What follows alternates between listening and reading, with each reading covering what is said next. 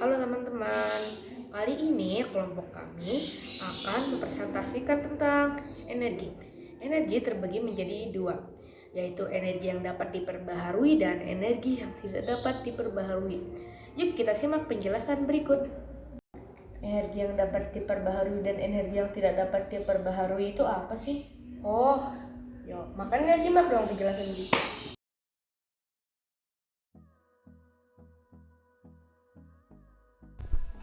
Contoh energi yang dapat diperbaharui adalah air, angin, matahari, dan yang terakhir adalah gelombang laut. Air. Air yang mengalir ke hilir merupakan kekuatan. Air adalah sumber daya terbarukan, terus diisi oleh siklus global, penguapan dan curah hujan. Panas matahari menyebabkan air di danau dan lautan menguap dan membentuk awan. Air kemudian jatuh kembali ke bumi sebagai hujan atau salju dan mengalir ke sungai, dan sungai yang mengalir kembali ke laut.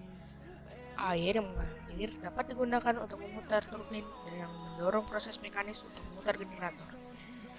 Energi air mengalir dapat digunakan untuk menghasilkan listrik. Juga ada teman kita yang menjelaskan, air adalah senyawa yang penting bagi semua bentuk kehidupan yang diketahui sampai saat ini di bumi.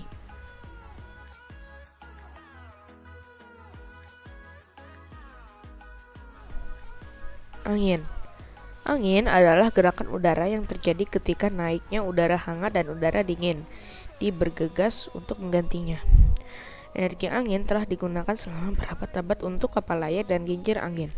Energi angin ditangkap oleh turbin angin dan digunakan untuk menghasilkan listrik.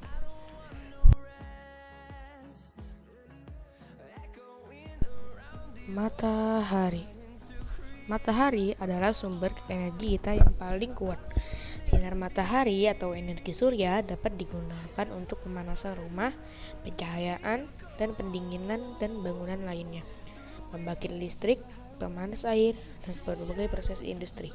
Sebagian besar bentuk energi terbarukan berasal baik secara langsung atau tidak langsung dari matahari. Sebagai contoh, panas dari matahari menyebabkan angin bertiup, memberikan kontribusi terhadap pertumbuhan pohon dan tanaman lain yang digunakan untuk energi biomasa, dan memainkan peran penting dalam siklus penguapan dan curah hujan yang menjadi sumber energi air.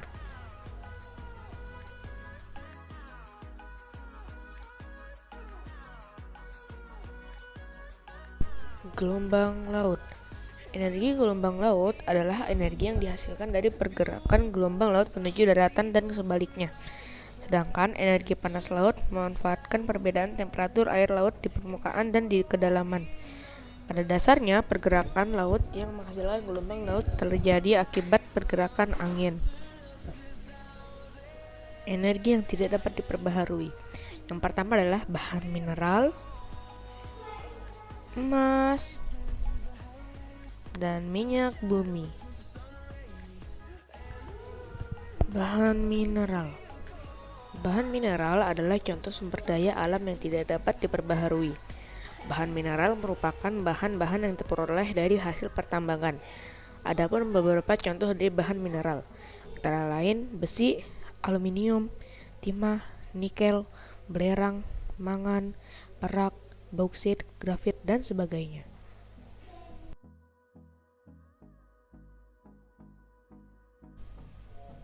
Emas.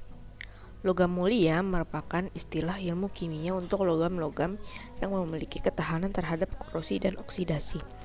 Umumnya, logam mulia memiliki harga yang sangat mahal karena langka dan sifatnya eksklusif karena sangat sulit bereaksi dengan asam.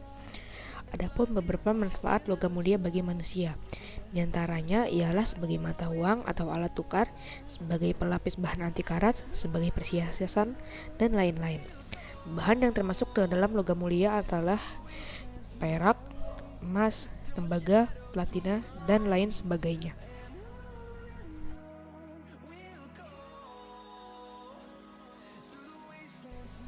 Dan yang terakhir adalah minyak bumi. Minyak bumi merupakan salah satu jenis tambang yang dapat diperoleh dengan cara melakukan pengeboran.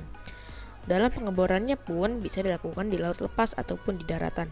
Sebelum digunakan oleh manusia, minyak bumi ini harus diolah terlebih dahulu.